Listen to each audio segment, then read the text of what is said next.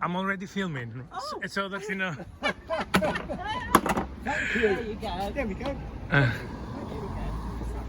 This is for example, we get donations.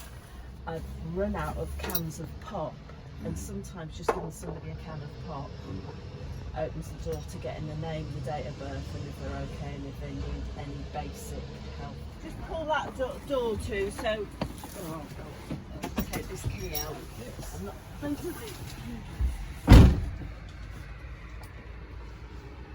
Would you like to introduce yourself? Yeah, my name's Wayne Blunden.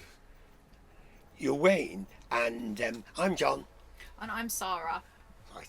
Would you like to tell us, Wayne, how you became homeless? Yeah, my dad kicked me out of the house for playing music too loud. And how long ago was that? That was back in... that's about a year and a half ago. So for 18 months, for a year, you've Yeah. been homeless in Coventry? Well, no, I've been living in temporary accommodation. I was only homeless for about a week. And in that time, I'll be honest with you, I've never been homeless before, so I just squatted. I lived one night on the street, and then they found me a place. And you've been involved with the homeless team, of Yeah. which Sarah's a member. Yes, I have been involved with, yeah. Would you like to tell us how Sarah came to meet you? Yeah, I was in the Salvation Army, and I was having like a lot of issues at the time, and I'd never experienced anything like that before. So what I did, I came downstairs in a bit of a panic, and I just told the nearest available person, I thought was a member of staff, what was going on, and it turns out that I was speaking to a mental health worker who actually helped me out. And how did they help you? Well, at first I wasn't particularly happy. I'm not going to lie, it's not been all smooth and fun and games, because at first I didn't really want to speak to psychiatrists and stuff, but then I got put into the Caledon Centre, which wasn't particularly great or anything. But then once I started taking the medicine, it started to help me, like what I was experiencing. Like basically my head was rattling, I was hearing voices, literally like I couldn't concentrate on anything. Yeah, and it was like making me slightly psychotic, to be honest with you. They helped you at the Caledon. Yeah. And how long were you in there for? I was in there for 2 months. I kept running away. I didn't like being... It's not so much the fact that wasn't the help, it was the fact that I didn't like being pinned in. I'm very like outdoor person. If I was given the option to sort of come and go as I choose, then I wouldn't have ran away so much. But because I was in sometimes for periods of like 11 or 14 days, I just ran away. Yeah. And eventually they discharged you? Yeah, they discharged me. I spoke to a doctor and they discharged me. So when they discharged you, what happened to you then as regards where you lived? I came back to the Salvation Army. They gave me a different room to stay in, and then I had the injections every month. And at what point did you get involved, Sarah? So I've been involved from the very beginning. So I was a little bit part of the process, which meant Wayne was admitted to the Caledon.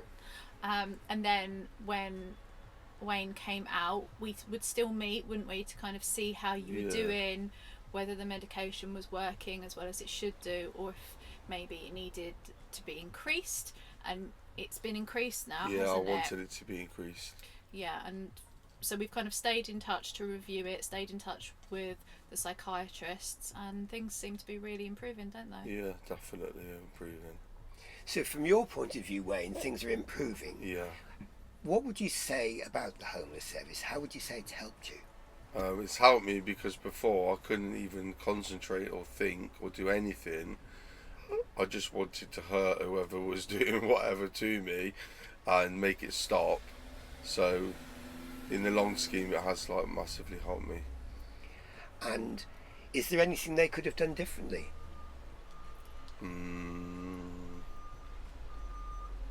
Not that I can think of. Maybe not. I didn't want to be in the Caledon Centre. I'd have rather have done it from the Salvation Army, because the Caledon Centre was a bit too Like, I'm a very placid person, and that took a lot. It takes a lot for me to spiral out of control, and it was at one point. Like, it was full on relentless.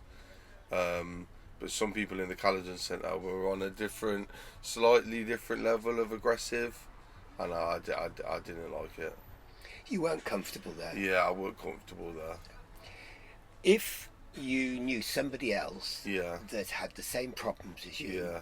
would you recommend the homelessness service to them? I would, but I would definitely say the Caledon Centre is not for everybody. It's either gonna be really good for you or really bad for you. So I would recommend it, but yeah, I would just say, I don't know, make sure you definitely getting the right character into the Caledon Centre. If they're quite aggressive, like a lot of the people were in there, then I think it's the right place for them. But since you've been discharged, Yeah. you're still seeing the homelessness service? Yeah, Yes, they're still involved. yeah.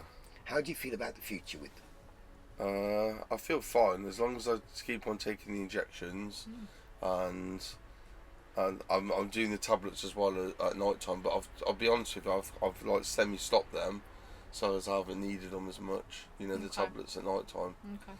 because they were just like an extra. If I felt like I needed to calm down, then I'd take one of them as well. But the injections seem to be, now they've been upped, they seem to be doing the job. And you feeling calmer? Yeah, a lot calmer. Yeah.